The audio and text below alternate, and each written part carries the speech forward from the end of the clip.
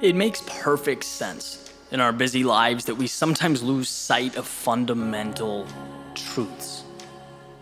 Right? At least from time to time, that's part of being human. And I want to talk about an important one. The tendency to forget that parts make a whole. Sounds simple, sounds obvious, not so much. That pieces make a stack, that little actions create big change. And I can tell you that every time in my life I've found myself in trouble or overwhelmed or intimidated, it's because that very simple concept has eluded me.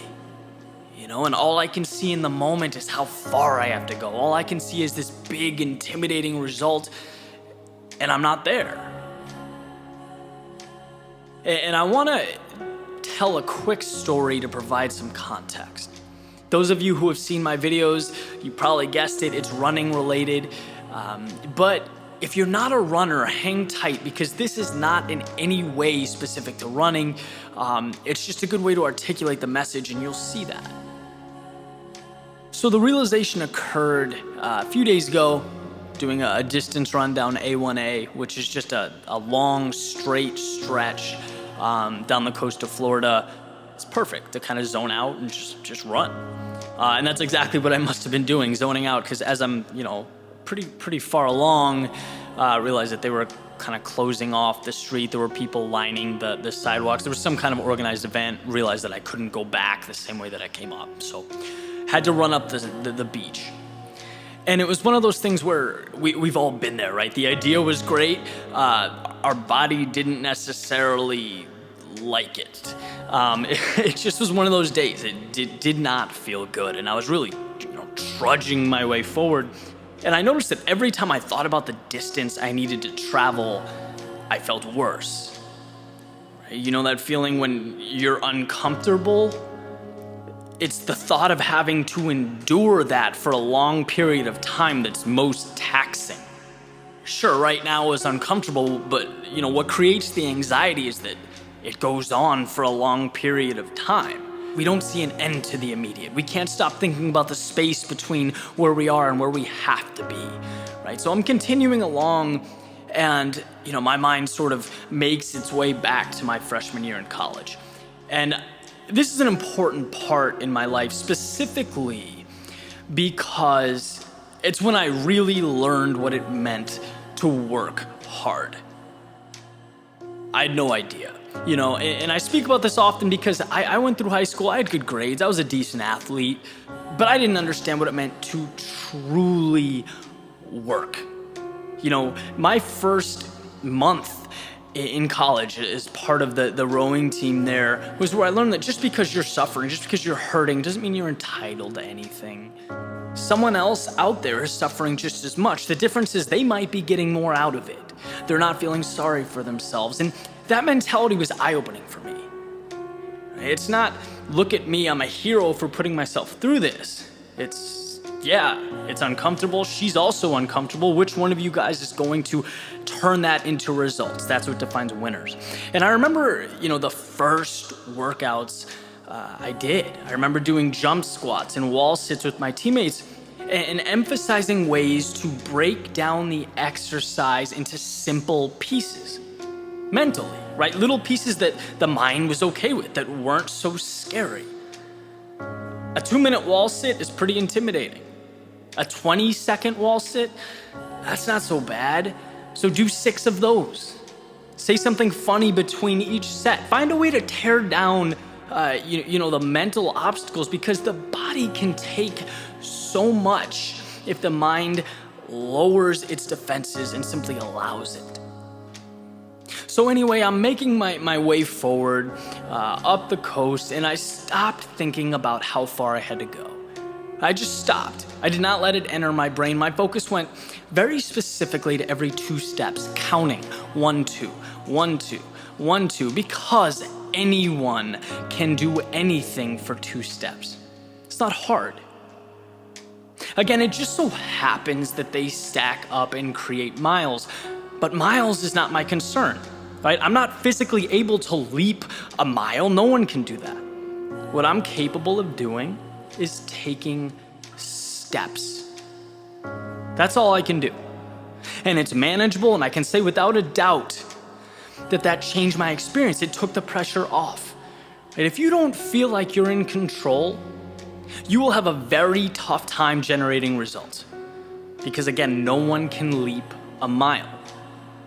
And so a big part of success is rearranging the deck so that you have that control. You're behind the wheel. Sometimes it's just reminding yourself that the little things create the big things. The pieces stack up, and every single thing in life can be broken down into those little pieces. And guess what? They're not scary. When you take the cover off, they're not overwhelming. Most importantly, they're completely within your control. Right? On a similar note, a friend of mine recently asked the other day about YouTube. He's got a follower base of entrepreneurs. Right? A lot of them are looking to take their business onto the platform. Was asking me some questions. And he asked, what was the moment that sparked your channel's growth? And it's a funny question because the 100,000 subscriber mark was something that, right from the get-go, the onset, that I was looking forward to. I was aiming for. But there was never that mile leap, right? There was no single video that changed the trajectory of my viewership or channel or business. That's not how it happens. It's a step-by-step process. You can't jump to 100,000 or 500,000 or 1 million subscribers. And starting out, all I would think about is how far I had to go. I'd get all worked up and stressed out and, disappointed. But you learn lessons as you go through things.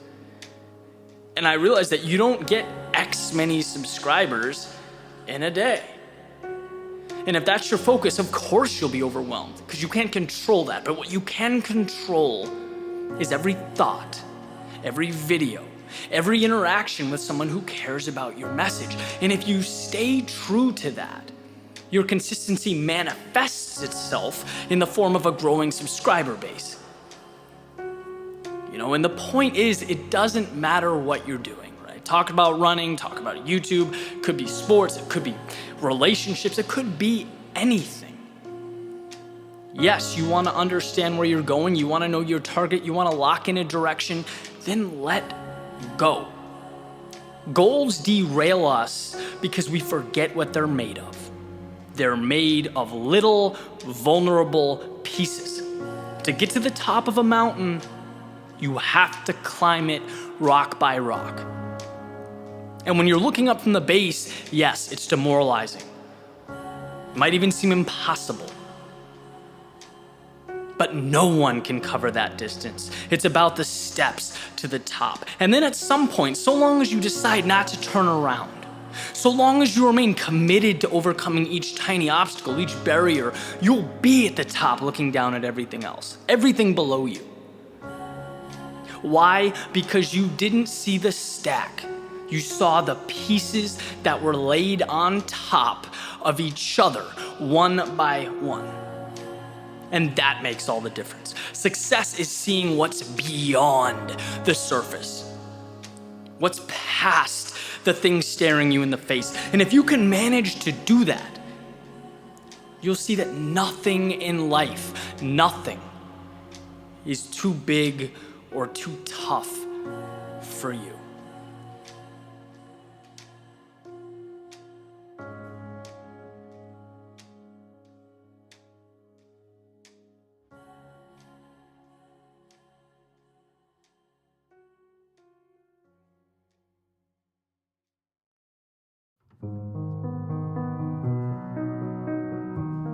There's a quote attributed to H. Jackson Brown Jr. He says, "Nothing is more expensive than a missed opportunity." I tend to agree with this. I also think it's interesting that these missed opportunities are also the most difficult, if not impossible, to quantify. Right, so if you think about our common understanding of progress or growth, it's a sacrifice. Right? It's doing X brings us Y. Doing the work gets the result. It's a simple formula, and you can show your proof. You can work backwards. Right? I started working out 1 hour a day 6 months ago. This is what I look like now. The cost was 1 hour a day. The result, well, this is what I look like now. But what's the inverse of that thinking? What's the cost of not doing the work or starting the journey or taking the steps? See, we don't think about that. We don't think about the opportunity cost. Our instinct is not to question the actions we don't take. I was listening to an old lecture from Jim Rohn, who I love because he's such a practical thinker. He's got ideas you can literally, plug right into your life. And he had an amazing point. He was talking about a conversation with an old friend in which he asks his friend, who apparently watches a lot of TV, he says, "Hey, what does that TV cost?" His friend says, "Well, I think it's like $500. Jim says, "No, I don't think so." His friend says, "Yeah, I bought it, $500. He says, "No, I think it's costing you about $40K a year." Why? Well, not because of what he paid for the item, but because of the opportunity cost. What his time using that TV could be reallocated to.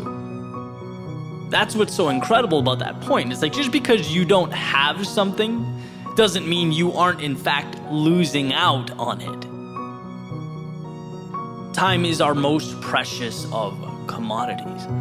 Its utilization is the gateway to transformation. It should be protected. And, the intent of the message is not to walk around panicking about every second, of every minute, but more being aware holistically how recklessly we use our time. I don't know if you've ever looked at the screen time usage on a cell phone before going to bed at night. It's terrifying. Right? Some of it was necessary, but a lot of it wasn't. And what does that cost? What does 2 hours a day of not moving towards a dream or goal cost you? What about when it accumulates and it becomes 14 hours a week, or roughly 56 hours a month, or times 12, 672 hours a year? These numbers start to get eye-opening. Right? All it takes is a little awareness, and we see how often we dispose of time like it's valueless. Everything we do has a cost, because in doing it, we are making a decision to not be doing something else with that time. And again, I believe in balance. I want to emphasize that. I'm not suggesting that we walk around like robots, clocking in, clocking out, checking boxes so that we don't ever waste a minute, right? As the great Keith Urban says, the best days of my life were all that wasted time. We should explore and enjoy and love and laugh and experience life. But that awareness makes us more intentional with those pursuits. With our work time and our play time, it forces us in a way to prioritize, to ask ourselves what we want. Instead of only looking at progress like this vending machine where you put an X and Y comes out. Well, we can ask ourselves, what happens if I don't put an X? What happens if I keep it in my pocket? What won't come out? What could have existed that now won't? See, just because you don't see something slipping away, that doesn't mean that it isn't. And the immediate, the world in front of you, unfortunately, won't remind you of that. That's a bell you have to ring yourself. You have to peel back the what am I doing and unveil the what could I be doing? What could I be creating? What could reality look like? And maybe you think about it and you find that you're right where you want to be, and that's great. Maybe you realize you've accepted a tolerable existence at the expense of an ideal existence. In which case, I also have great news. You can change that, and you can change it now. We have to understand that you don't only have what's in front of you, you also possess a reality unseen and undiscovered. So don't let the former cover up or diminish the latter. Don't lose the possibility of tomorrow with the distractions of today.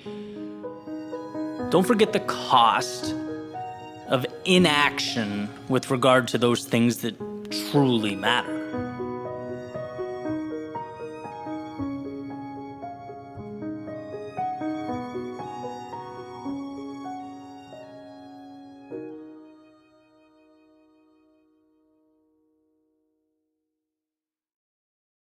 It's not your fault where you start, but it's your responsibility to choose where you end up. A couple years ago, I was doing a half marathon on Cape Cod.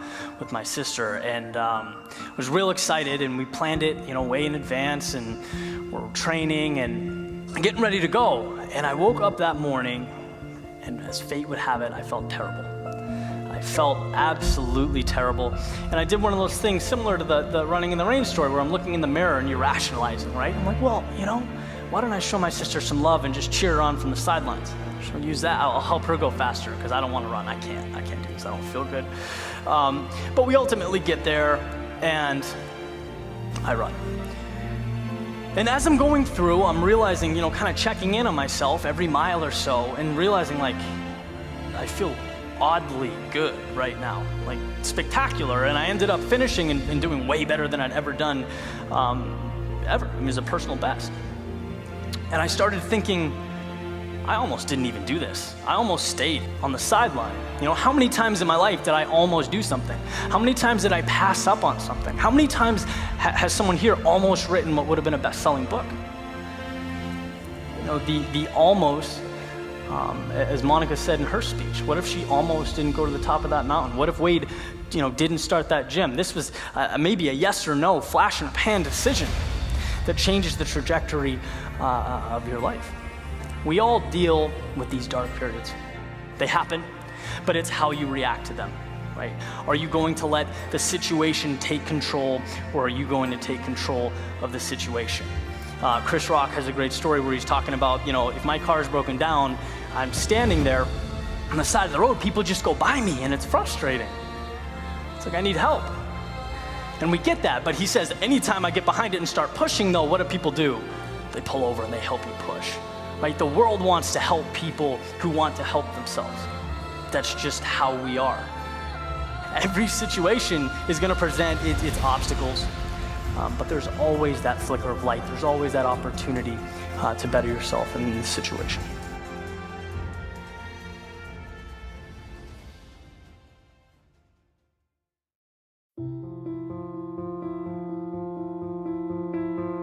Human beings don't see, we interpret.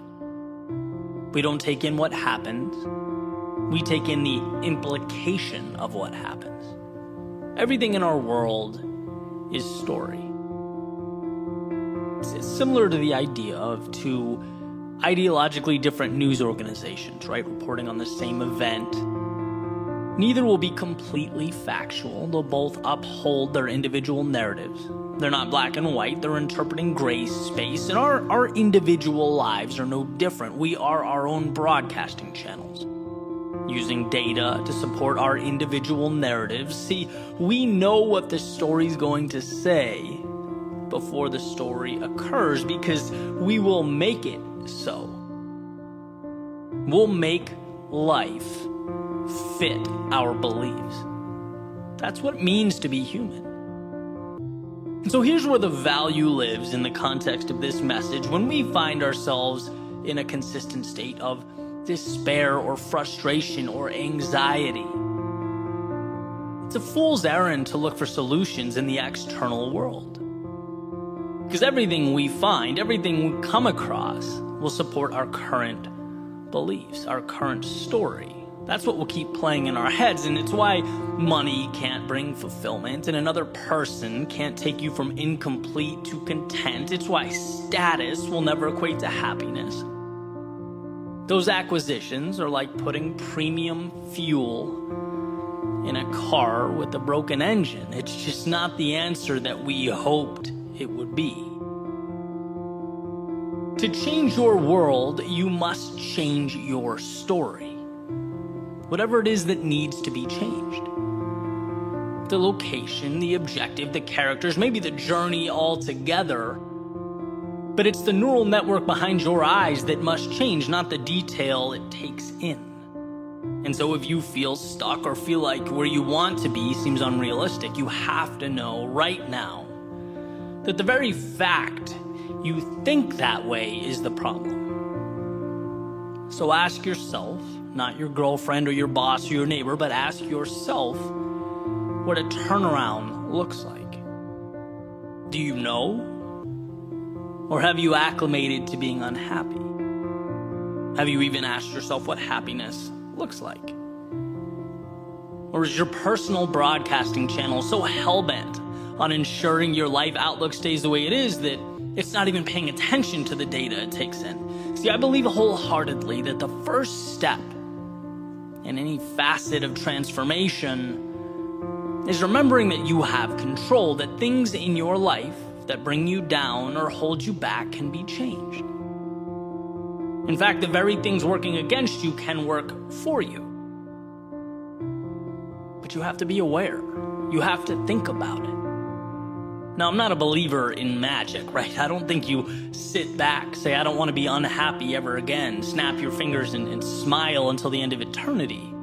But I do believe that once we're aware of our manufactured shackles and our self-imposed limitation, we can start chipping away, doing the 1, 2, or 3 small things every day, tiny swings at the tree until it falls. Right? If it's, I'm not happy with my work life, well, what does a better situation look like? What bridges that gap?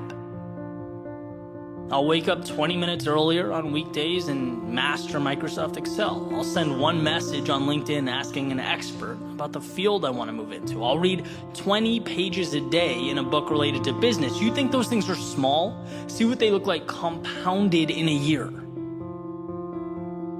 Not only that, this is the most important part. You are taking the power back. You're taking control.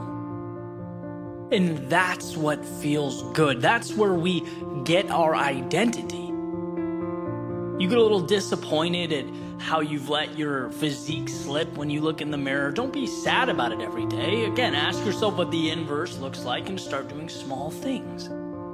Subtract 1 sports drink and add 1 green smoothie. Double your water intake. Do a 10-minute daily workout on YouTube. Like, the pieces are out there. And to find yourself again is to realize that they're out there. Realize that you're playing a movie on loop in your head that isn't right. It's just not you. And well, what movie do you want to be playing? In an ideal world, scroll through the library, find it, click play, and start doing the small things that make it real. There's so much power in progress. I've seen this unfold in different areas of my life, but particularly as a writer, as a speaker, it's like you identify who you want to be, you start making tiny steps, and after a while, you're surrounded by the change that you've created. How can you not believe something that you're starting to live? It has to become your identity because it is you. It's around you. You breathe it. So look around and realize the malleability of your situation. And if what you find is not you, good. Here is your opportunity to tear down the old and construct the new. You can do that because you have control, because it's within your grasp. So start the new movie, the new story, make yourself the hero, and set out to find yourself again.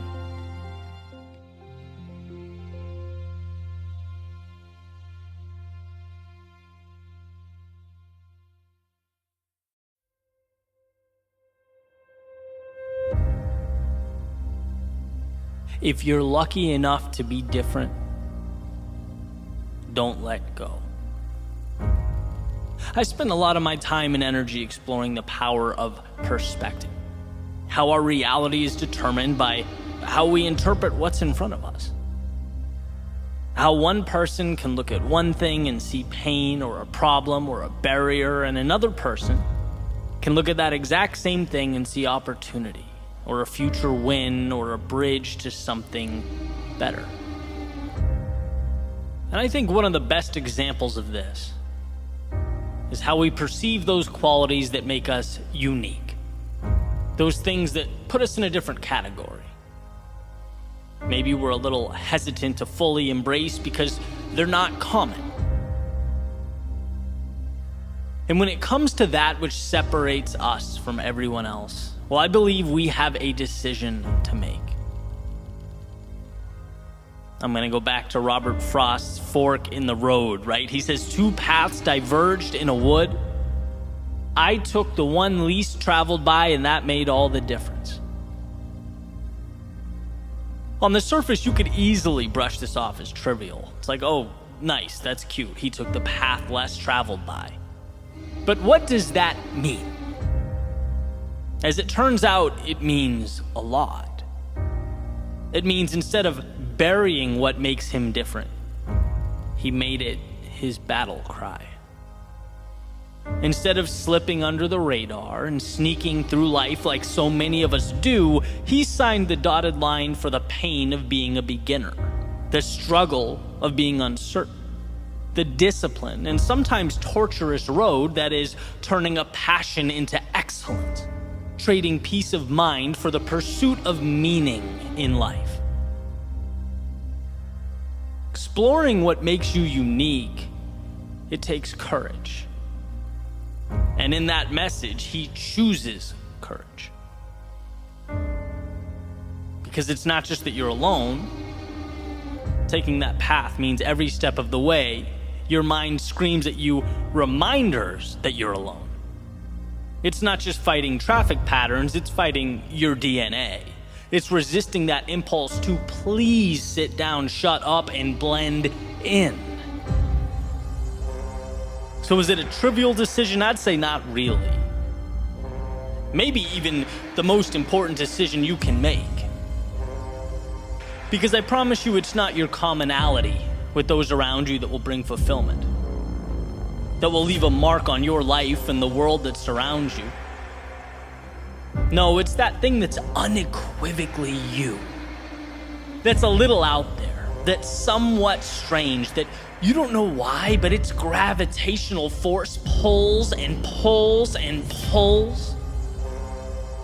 A tug of war, where one side begs you to just relax, conform, do less, begs you to never be laughed at or criticized, to take the easy road. Then you have the other side, poking, prodding, asking you, hey, yeah, but what if? What if you sacrificed the comfort of right now? What if you explored? What if you took that which you love and you ran with it? What if you worked for a delayed payday? What if for a moment in time, when people ask you what the plan is, you have to look back and say, you know what, I'm not quite sure what I'm building, but I'll keep pivoting until it's so clear you can see it from the moon. Those are the paths that pull us apart. And every time I've lost my way, it's because I've doubted my unique path. And I mean that every time. It's when I become impatient with the journey or look around and see someone else winning in a different arena using different methods, different strategies, see the latest trends and success formulas. Hey man, I want part of that, right? I'm human. I want to win. I want to succeed. But just like a little opening is enough to let in the outside water that sinks the boat, well, a little bit of doubt is enough to derail your process. A process that you have to believe in, protect, nurture. A process that I've come to separate into two pieces. Number one, believing that the exploration of that thing that makes you unique, it's valuable. That your abilities mean something. They're not inconsequential. They're not stupid or trivial or unnecessary. If it means something to you, it will most certainly mean something to others. And you bringing it to life not only helps yourself evolve, grow, flourish, it helps the world.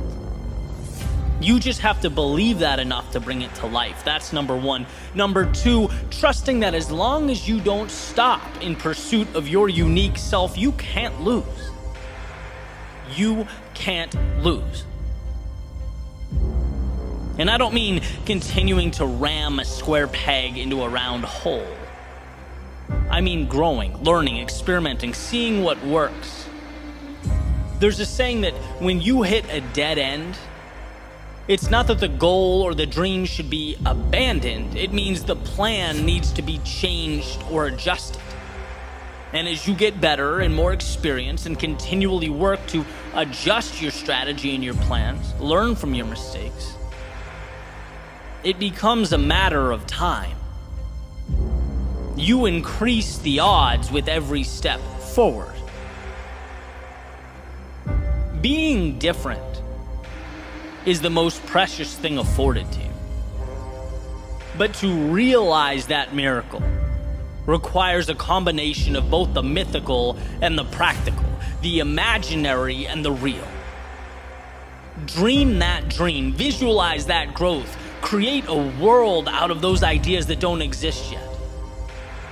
But also understand that the conversion process from dream to reality is a practical one. It requires repetition. Learning, losing, adjusting, and people don't like that. It's much easier to blend in than spend years pushing through the agony of setting yourself apart. But it's worth it. And the evidence is so obvious, so plainly pointing to the fact that we only celebrate the outcasts, the crazy ones. We sit around campfires, listen to lectures, watch movies and documentaries about the people that had every reason to doubt themselves but kept moving forward. About the people who could have swept their unique abilities under the rug, but instead used them as their foundation for everything. Not being distracted by what's popular or how anyone else lives or operates. Not seeking to be anyone but themselves, knowing that that is enough. Knowing it's the seed to something precious. The only question is, will you provide the right conditions and nourishment for that little seed to grow? Will you do what so few people have the courage to do? Let their authentic selves shine through. Let who they are emerge. Emerson has a quote. He says, "To be yourself in a world that's constantly trying to make you something else is the greatest accomplishment." He goes on to say, "My life should be unique. It should be an alms, a battle, a conquest, a medicine." And see, perpetual happiness is a fool's errand. No, life is full of trials and tribulations and ups and downs. But fulfillment comes from that quest for meaning, for more, for building something, for creating your unique self, a process, a pursuit that must be chiseled from stone. It's never given or provided. It has to be found. Take it. And as Emerson beautifully implies, now is the time. The question is, what are you going to make with this once-in-a-lifetime opportunity? What will you make of the possibilities that only you know, only you understand, that only you can bring to life? Never doubt yourself, or your gifts, or the things that set you apart. You don't need everyone else to believe in them. You just need to convince yourself. Everything else, it falls right into place.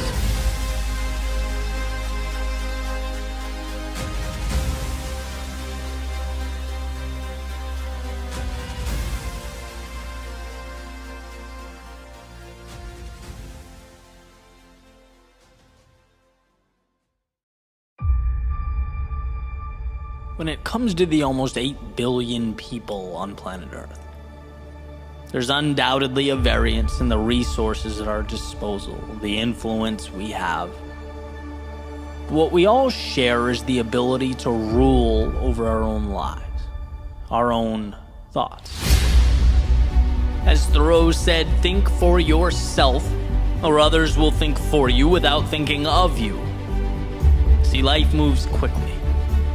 And if one is unable to slow it down, to examine the world around them, well, they'll find themselves a cog in the wheel of their own existence, a pawn on the chessboard of life. because reality is a battle. A battle of self-interest that requires that we build walls around that which is precious, that we protect it at all costs. Your worldview is the foundation for everything of value in your life, yet it's constantly under attack. Attack from the negativity at the gate, the suffering attempting to breach the walls, the outside influences praying that you'll outsource your thinking, that you'll let them rule from afar.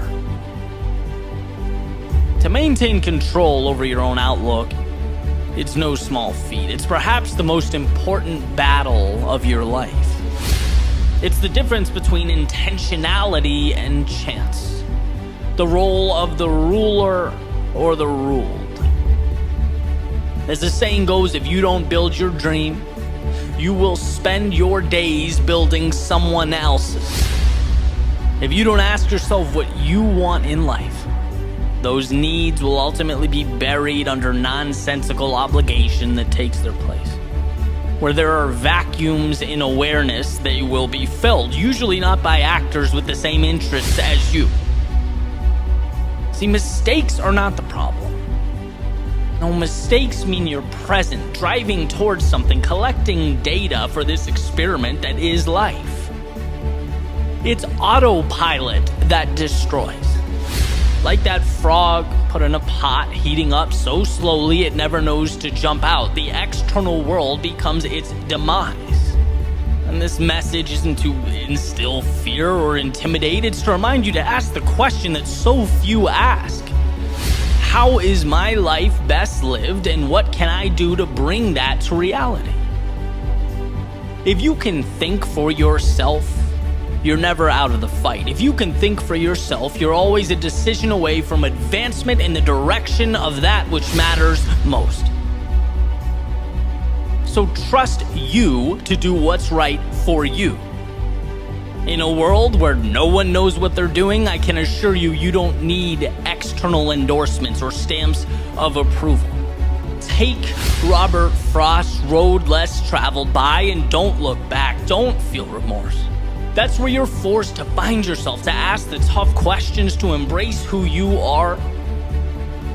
Because the crowd is antithetical to rationality. Not just because responsibility dissipates.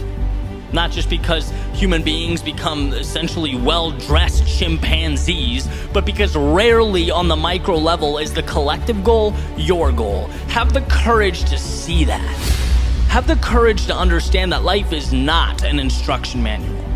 Everything around you, you have in one way or another accepted. And in accepting it, you have chosen it. By not saying no, you have in fact said yes. So realize that the world around you doesn't change until your thoughts become the bridge that connects current to future, today to tomorrow. Until you realize life can't make you a victim or a pawn on its chessboard without your permission, whether implicitly or explicitly. No, you have the ability to think, control, orchestrate something greater than what's in front of you. Let today be your next courageous step in the direction of that reality.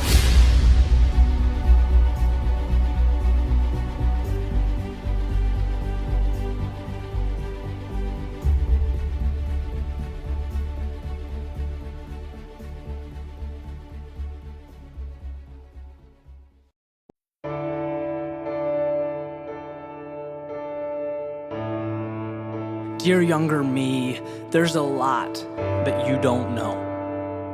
A lot you're pretty sure you understand, but couldn't possibly wrap your hands around. Because the most important things in life, the things that you'll remember, they're the very things that seem like footnotes in your story. Background noise, hidden in plain view. So younger me, hear me out, because time goes by quickly. And we only get one opportunity to do this dance, one chance to do this thing right. Younger me, when you wake up, Be thankful for the shoes on your feet, the house you live in, the life you lead. Because if all you do is focus on what you don't have or the next milestone, happiness becomes a mirage. Younger me, the world as you know it isn't something that was destined to be. It's here because people no smarter than you have the courage to build it. Never be scared to challenge what is. This place will be better because of it. And younger me, it will always be easier to play it safe, to stay comfortable, but I want you to understand something. That's not where you'll find the good stuff. If you don't take chances, you'll spend your time wondering what could have been. Younger me, believe in your greatness. This world can be a tough place, and if you don't believe in yourself, no one will do it for you. No one will hand you the sky. Earn excellence every day. It's there, I promise. Younger me, don't get distracted by the small stuff, the little things that so easily consume our energy and emotions. Don't lose sight of who you are and what means the most to you. Everything else washes away. Younger me, you didn't have all the answers, but somehow you were exactly what I needed you to be. You created a map. You showed that change can't happen until one falls victim to life's imperfections. That risks aren't taken until you've experienced regret. That confidence isn't acquired if you don't learn to play the student. And most importantly, if you don't allow yourself to get lost, you will never discover who you truly are. 20 years from now, when we meet again, younger me, I know you'll do the same. I know you'll have given me everything I needed, nothing more and nothing less. Because time goes by quickly. And we only get one opportunity to do this dance, one chance to make this right. And I promise you, younger me, that it won't be wasted.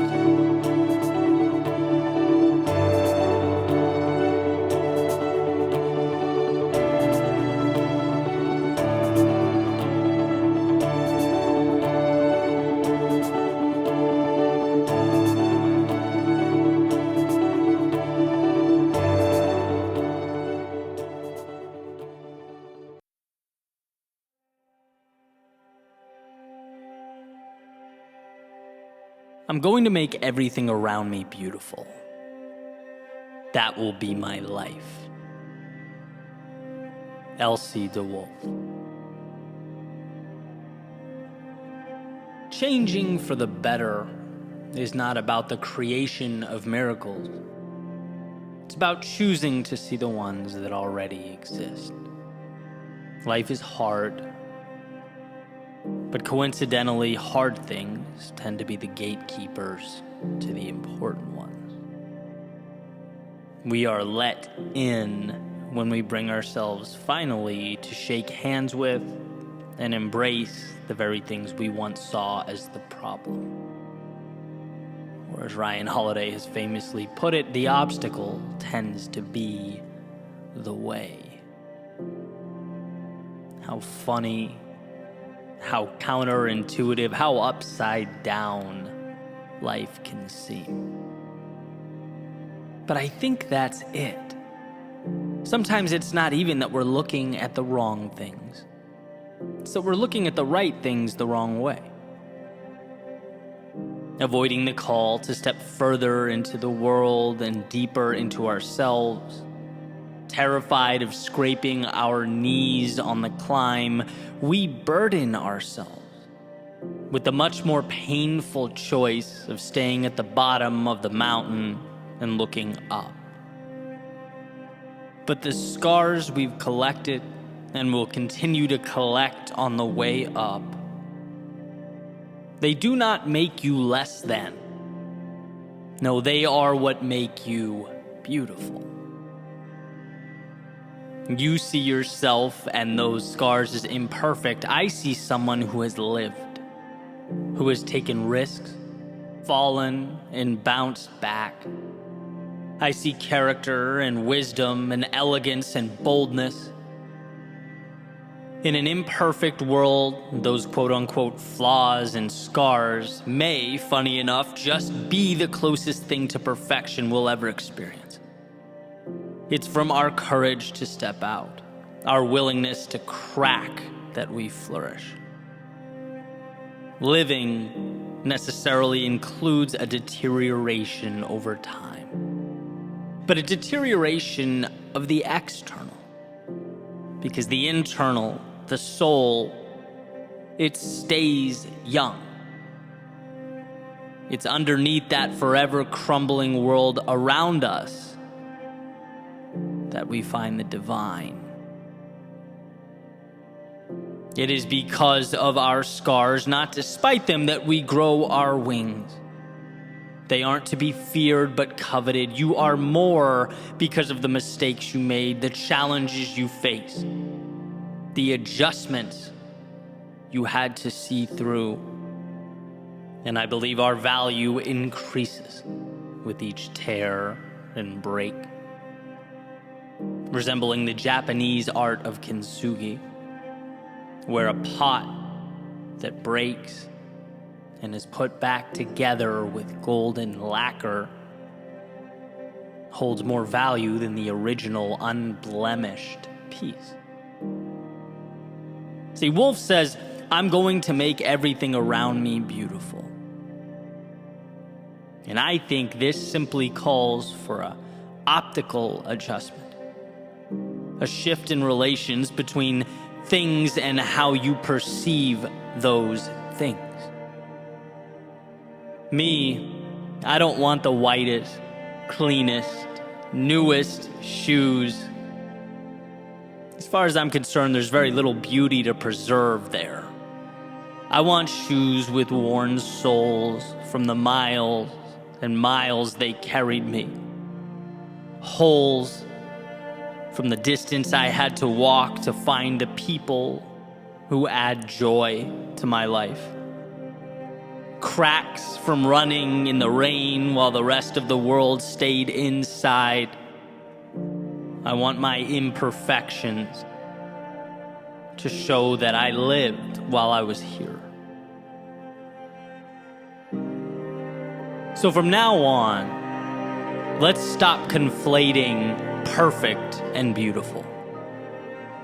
Perfect is no skin in the game.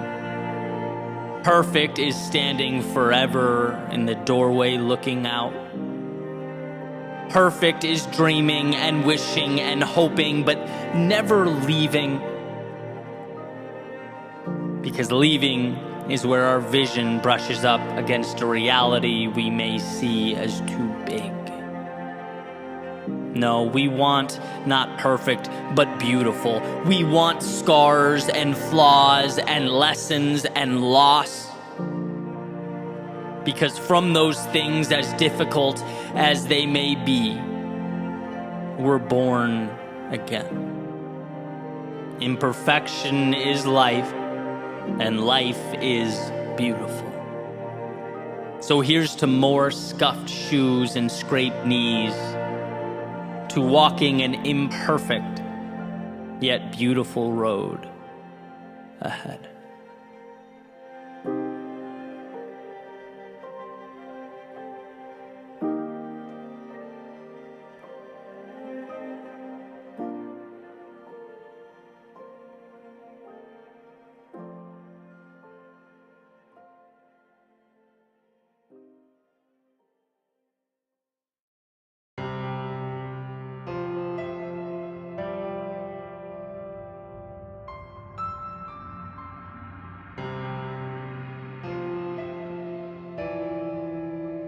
Sometimes it's not easy to see the finish line, to peer down that long, treacherous road ahead and feel completely confident that things will work out. You know, that success is waiting there for you in one form or another. Obviously, there's no road signs letting you know that your progress is paying off. There's no blatant indicator that you're on the right track. Essentially, there's nothing.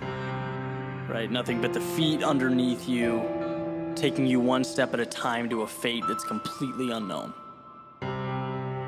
And it's in this instance, while looking destiny in the eye, that you have to remember, anyone can sail in smooth waters, anyone can dance when the music is playing. The great leveler, though, is how you live when it's not. When you're listening like your life depended on it, but there's no song to be heard. How do you push forward? No one else can get you there. There's no shortcut to success. You'll find that the answer's in your chest.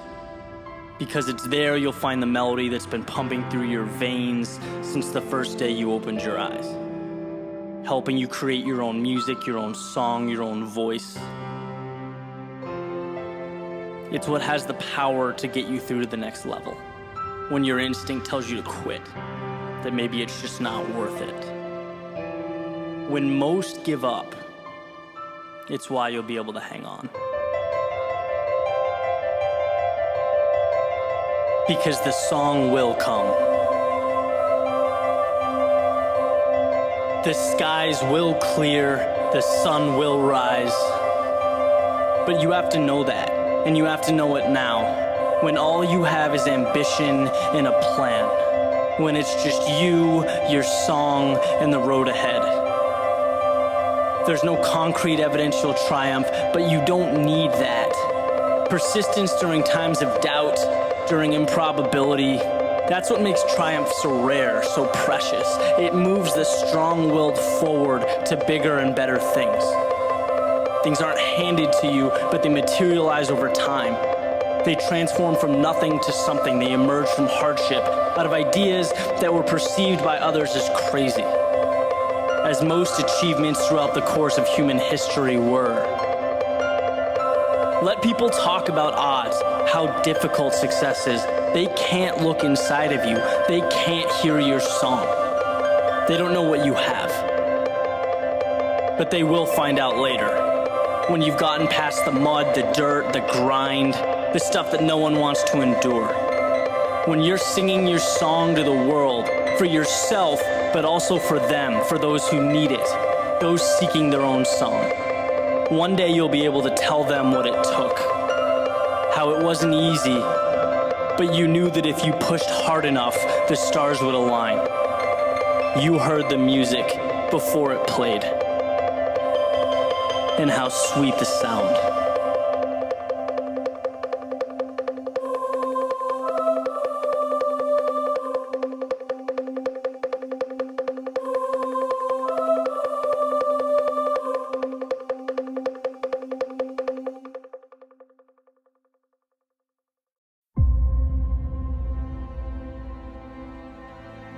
There's a quote from Henry David Thoreau that I've learned to love over the years. He says, "We are constantly invited to be who we are."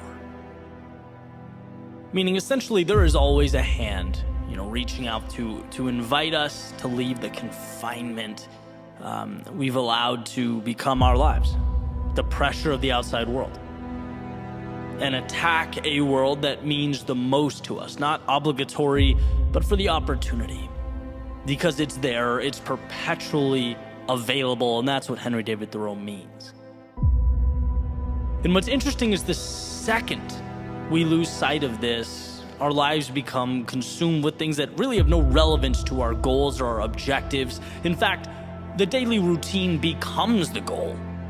It's the box that needs to be checked to feel accomplished. We do things because, well, isn't that what you're supposed to do? Adhere to rules and processes and guidelines, almost like we forget why that routine matters. Like we forget the car has to go somewhere of relevance. You don't just get in and drive it to drive it. That doesn't make sense. And a friend of mine recently showed me this book of insights from different photographers. It's called The Photographer's Playbook, and it's life lessons that helped each one of them along the way. And one that stood out to me specifically was Andrea Parleto. And she talked about a concept called hibernation, or cutting off, temporarily leaving your day-to-day or your craft, so that all the have-tos and the should-bes can dissipate, and you can ask yourself the question that we so quickly lose. The question that should be the target, that should be the foundation we build upon. Who do you want to be? Because when all is said and done, and you're looking back, that's what will matter. That's what will dictate your happiness. Not that you were 5 for 5 on your checklist every day on your 20s, 30s, 40s, and on, right? No, what does it look like when you peel that back? What does it look like under the surface? What makes you, you? And sometimes we have to step back, go away, leave the day-to-day world we've created to see life from a different angle. Eliminate the steps, the requirements, the technicalities, and what are you left with when you put your head on the pillow at night? What makes you smile? Bronnie Ware states in her book, Regrets of the Dying, that not living a life true to oneself was one of the greatest regrets people experienced. Isn't it worthy of your time, your attention? Don't you owe it to yourself to make sure that your vision is defined and your actions support that? See, anyone can move just to move, and anyone can breathe just to breathe. But the ones who make the most of each step, each breath, they put themselves in position to live life differently, to accept the invitation to be who they truly are, to take their inspiration, their gifts, and their dreams and never look back.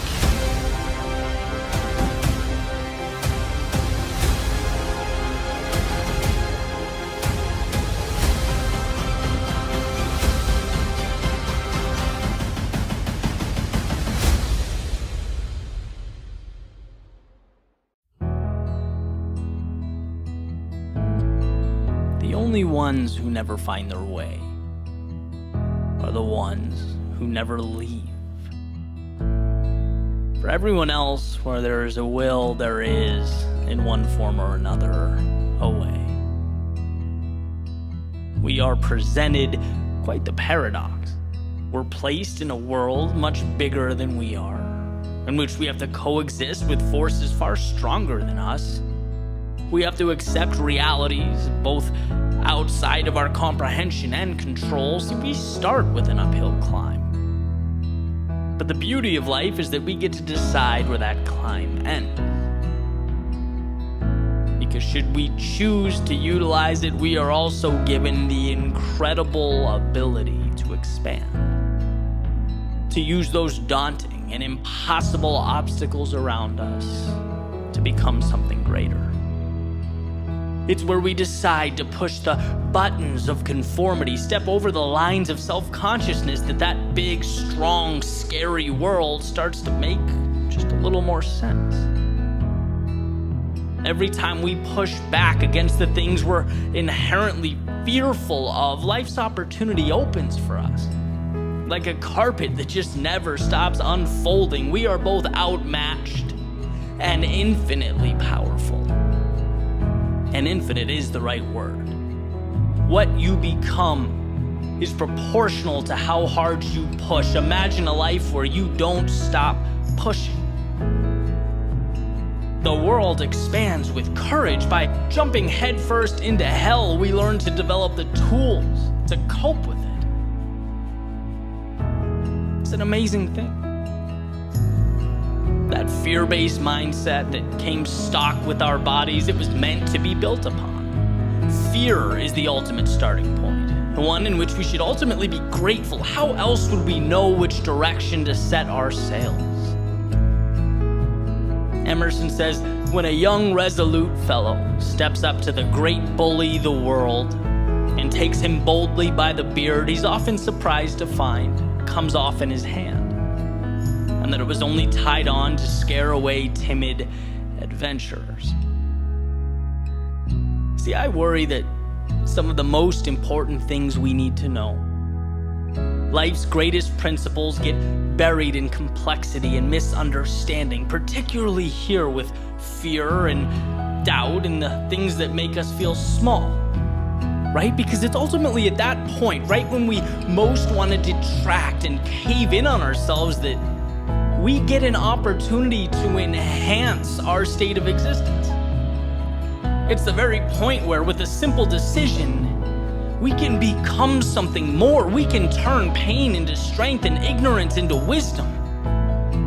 Sure, we're supposed to be scared. We're supposed to be timid. This is, after all, what it is to be human. But I also believe with all my heart we're supposed to take those things and rule over them. Make them transportation to what could be, not a barrier around what is.